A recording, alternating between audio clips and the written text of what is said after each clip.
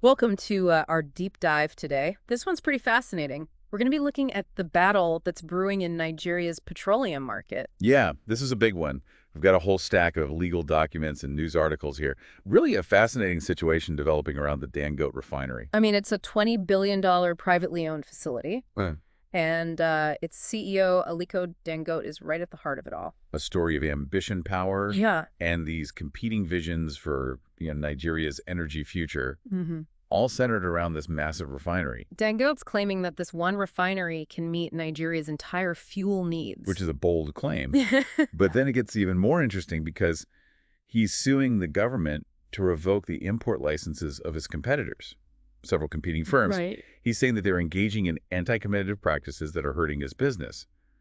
But his opponents are firing back. Right. They're saying this is just a blatant attempt to create a monopoly. Hmm. And that's what we're going to untangle today. Both sides of this very complex story. Yeah, because the potential ramifications here are huge. So let's start with Dangote Refinery's case. They're saying they can refine something like 420,000 barrels of crude oil daily, and they've already got over 500 million liters of petroleum ready to sell. Yeah, and their argument is that if you allow these other companies to keep importing fuel, it undermines that massive investment they've made. It creates an unlevel playing field. And they think that revoking those import licenses would stabilize fuel prices, which would benefit consumers in the end. Okay, so that's Dangote's side. But of course there's pushback. One of the loudest voices is Ali Abiodun. He's the acting managing director of AYM Shafa Limited, which is one of the companies being targeted by this lawsuit. Yeah, Abiodun's not mincing words. He says giving Dangote a monopoly would be disastrous for Nigeria, could lead to higher fuel prices, yeah, possibly even shortages. He's painting this picture of a market where one entity controls everything, and they can dictate terms and maybe even exploit consumers. He's also saying that Dangote Refinery is using some pretty questionable business practices. Like, I was reading about this thing where buyers have to deposit 110% of the purchase price in letters of credit. Before they even know the final cost. Yeah. Exactly. Abiodun says forcing buyers to commit to a price before they know what the final number is going to be creates a huge amount of risk and uncertainty for them. Wow. And he's also questioning Dangote's claims about their production capacity. He says there isn't any credible, verifiable forensic evidence to back it up. Because he's basically calling Dangote's bluff, saying, prove it. Exactly. Are there any other firms making similar accusations? Yeah. Arano Limited is also pushing back. They're calling Dangote's pricing model oppressive, and they're echoing those same concerns about the unpredictability it creates for buyers. They're saying doing business with Dangote is like gambling, which you're being forced to do. Okay, so we've got these business arguments flying back and forth. But then there's the legal side of it, too. These defendant firms are saying that if you grant Dangote's request, you're violating Nigeria's commitment to free trade under the World Trade Organization and other international agreements. Right. This is a big deal. They're framing this as not just some business dispute, it's a potential violation of international law. They say giving Dangote this level of control could damage Nigeria's global reputation, could lead to sanctions or trade disputes. It's pretty amazing how this touches on so many different areas: Yeah. economic competition, international trade, the impact on everyday people in Nigeria. But I want to jump to something else I was reading about. It seems counterintuitive, but a lot of major oil-producing nations that have big refining capacity still import fuel. It's true. Like the United States, for example, they're a major oil producer, Yeah. right? Yeah. But in 2023, they imported an average of 8.51 million barrels of refined petroleum products every single day. Wow. So why would a country like that, with all its resources, need to import so much? Because energy security is complicated. It's not just about producing your own oil. Countries might choose to import specific types of fuel that they don't make themselves. Or they might import just to make sure they've got a stable supply if there's any problems with domestic production. So you can have all the refining you want, but imports still play a role in keeping the fuel supply reliable and diverse. Absolutely. And it's not just the U.S. Saudi Arabia has 5 refineries and can refine 2.9 million barrels a day.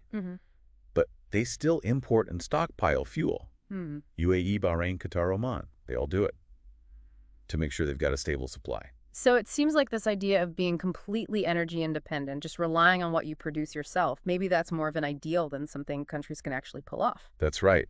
These examples show us that self-sufficiency doesn't automatically equal energy security. A smarter approach might be to have domestic production and strategic imports. So bringing this back to Nigeria and the Dangote refinery case, the big question is, can they really achieve energy security and economic stability if they go all in on Dangote's vision? This idea of being totally self-sufficient.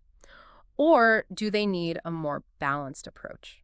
That's the million-dollar question. Hmm. And we're going to keep digging into that as we explore all the different scenarios and what could happen because of this case. Yeah, we're going to unpack all the arguments. We'll analyze the potential consequences, economic and political, of whatever the court decides.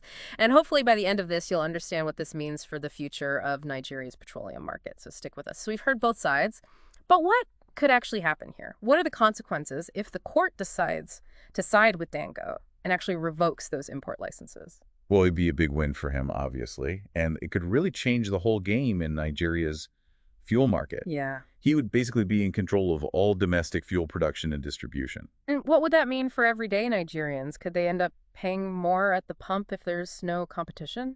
That's definitely something that Dangote's opponents are worried about.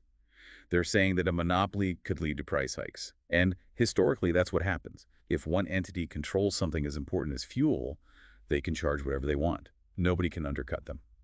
But Dangote's saying he can actually make prices more stable. How does that work if he has a monopoly? His argument is all about efficiency. He says if you get rid of the importers, who he sees as unfair competition, he can optimize production at his refinery and then pass those savings along to consumers. So it's all about economies of scale. Bigger operation means lower prices. Right. And he also talks about how unstable global oil markets are. He says Nigeria is at the mercy of those price swings if they depend on imports. But he can smooth that out with domestic production. But that assumes that his refinery can actually meet demand all the time, right? What happens if there are problems with production or something unexpected happens? That's another thing his critics bring up. They say, if you only have one refinery, even a huge one like this, it's a single point of failure. If anything goes wrong at Dangote refinery, technical problems, labor disputes, natural disasters, the whole country could feel it. It's putting all your eggs in one basket, which is always a risk, especially when we're talking about something as vital as fuel. And there's the political side of things, too. If Dangote controls the fuel supply in Nigeria, that gives him a lot of political power. Right. That's something we can't ignore. More influence could affect government policies and priorities in a big way. Absolutely. It raises questions about transparency and accountability, especially in an industry like oil, which has a history of corruption. Critics are worried that giving so much power to one person could make those problems even worse. Okay, so that's if Dangote wins. What if he loses? What if the court says no to revoking those import licenses? Well, it would be a huge blow to Dangote. Yeah. And a win for those other companies, Yeah. at least in the short term. It would basically say that competition and open markets are still important for Nigeria's energy sector. But does that automatically mean lower prices for people? Global oil prices are all over the place right now. That's true. Competition can help to keep prices down, but it doesn't mean Nigeria is immune to those global trends. Importers would still be affected by changes in the price of crude oil internationally. So there's a trade-off. More competition might protect you from price gouging, but you're still exposed to forces outside of your control. And even if Dangote loses this case, he still owns the biggest refinery in Africa. He's not going anywhere. Right. He'll still be a major player in Nigeria's energy sector. So no matter what happens, this is going to have a lasting impact on how things work in Nigeria's fuel market. Absolutely. It's forcing everyone to think about the big questions. Self-sufficiency versus competition, the government's role in energy security. These are important debates that will go on long after the court makes a decision. You mentioned before that some of the arguments in this case are based on comparing what other countries do. The defendant companies are talking about the U.S. and Saudi Arabia, places that import fuel, even though they could produce it all themselves. Yeah, they're trying to say that imports aren't always bad. They can be part of a smart energy strategy. But are those really fair comparisons? The U.S. and Saudi Arabia are very different from Nigeria. Their energy needs are different. Their resources are different. That's a good point. You can't just look at what other countries do without thinking about the context. The U.S. has a lot of different sources of energy. They can afford to be picky about what they import. Right. And Saudi Arabia has reasons for importing too, even though they're a huge oil producer. They build up their fuel stockpiles to make sure they always have enough and to meet specific demands. So they want a safety net in case something happens. Right. Whether it's a problem inside the country or something happening internationally. So maybe just saying, look, other countries do it isn't enough. You have to understand why they're doing it. Exactly. You have to look closely at those comparisons and understand each country's situation. What works in the US or Saudi Arabia might not work in Nigeria. So what does all this mean for the Dangote case? What lessons can we learn from these global examples? The main thing is that energy security isn't about choosing one or the other. It's about finding the right balance between domestic production and imports. So it's not an either-or situation. You need both. Exactly. And the right mix will be different for different countries. It depends on things like how much oil they have, how much refining capacity they have, Mhm. their infrastructure, their relationships with other countries. So there's no magic formula. Every country has to figure out what works best for them. That's right. And that's what makes this Dangote refinery case so interesting.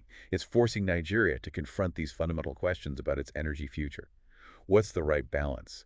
How do you get investment but still have competition? How do you create a system that benefits everyone? Big questions, and the answers are going to affect millions of people. But before we wrap up this part of our deep dive, I want to talk about another angle that's really interesting to me. The legal arguments about international trade agreements. So those competing firms are making a big deal about how blocking imports would violate these international trade agreements, like the stuff Nigeria signed under the World Trade Organization. Why is that argument so important to them? It's definitely strategic. They're upping the ante by bringing international agreements into it. So it's not just Dangote versus these firms in a Nigerian court. They're trying to get the whole world involved. Exactly. The argument is that if Nigeria backs Dangote, it could face blowback internationally. Like what kind of blowback? We could see trade sanctions, or maybe even formal disputes brought before the WTO, and that could hurt Nigeria's reputation, make other countries think twice about investing there. That's a serious threat. But can these trade agreements actually change the outcome of a case in a Nigerian court? I mean, how much power do they really have? Well, it's not so straightforward. Nigerian courts aren't forced to rule based on those international agreements, Right. but they're supposed to consider them when making decisions. Okay, so it's not a guaranteed win for the firms opposing Dangote, but it definitely adds another layer to the whole fight. It creates this tension between what's good for Nigeria and what it's agreed to internationally. The court has to weigh the economic benefits of siding with Dangote against the potential risks. The risk of breaking these agreements and maybe even damaging Nigeria's standing in the world. Exactly. It's really interesting how something that seems like a domestic issue ends up tied to all these global things. It shows how interconnected everything is, and it highlights why understanding international trade and the risks of protectionist policies is so important. Okay, so zooming out a bit, what are some of the big lessons we can learn from this whole battle over Nigeria's oil? I think it exposes a dilemma that a lot of developing economies struggle with. They want to be self-sufficient, to control their own resources. But they also need investment from other countries, and they need the benefits of open markets. It's like walking a tightrope, trying to balance those competing pressures. Exactly. And there's no easy answer. Every country has to figure out its own path based on its own circumstances and what its priorities are. But if you're a country like Nigeria, what are some things to keep in mind as you're navigating this? Transparency is crucial. Everything needs to be done out in the open, and there have to be clear ways to hold people accountable. That builds trust and attracts the right kind of investment. Makes sense. And you need a fair playing field, where domestic and foreign companies are all playing by the same rules. That encourages innovation and helps things run more efficiently. Absolutely. And you need strong regulations to protect consumers and the environment, no matter who's in charge. So it's bigger than just this one case. It's about building a system that works for everyone in Nigeria, a system that helps the economy grow in a way that benefits everyone in the long term. That's exactly it. This case has put a spotlight on how complex Nigeria's energy sector is and the challenges it faces trying to provide for a growing population. And this is all still unfolding. The court's decision will be a big turning point. But the discussion about Nigeria's energy future is far from over. It's a discussion that we all need to be paying attention to. The choices made today will have a ripple effect for generations. This has been a really fascinating deep dive. We've covered so much: the legal battles, the wider implications for Nigeria's energy security and economic development. It's been great exploring this with you. And to our listeners, we hope you've gained a better understanding of this case and everything it touches on. It's a reminder of how interconnected the global economy is, how tough it is to balance different interests, and how important it is to make decisions based on solid information. Thanks for joining us.